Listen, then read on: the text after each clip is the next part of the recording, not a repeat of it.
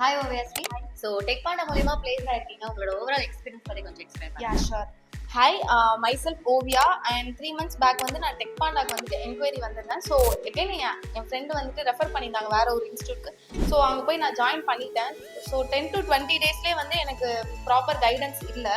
So again நான் வந்து டெக்பாண்டா வந்து விசிட் பண்ணியிருந்தேன்.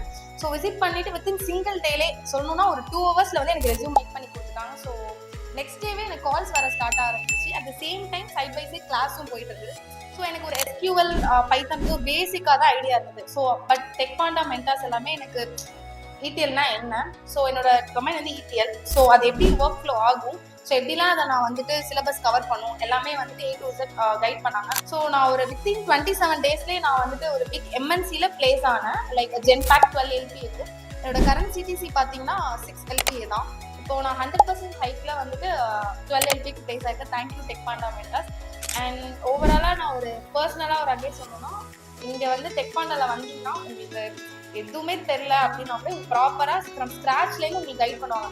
ஒர்க் ஃப்ளோஸ் எப்படி ஸ்டார்ட் பண்ணணும், ஸோ ரெஸ்யூம் மேக்கிங் எப்படி பண்ணணும், எப்படி பிளேஸ் ஆகணும், கண்டினியூஸாக மார்க் ப்ராக்டிசஸ் எப்படி இருக்கும், ஸோ எல்லாமே வந்து இங்கே ப்ராப்பர் கைடன்ஸ் பண்ணுவாங்க. So thank you team, thank you டெக்பாண்டா.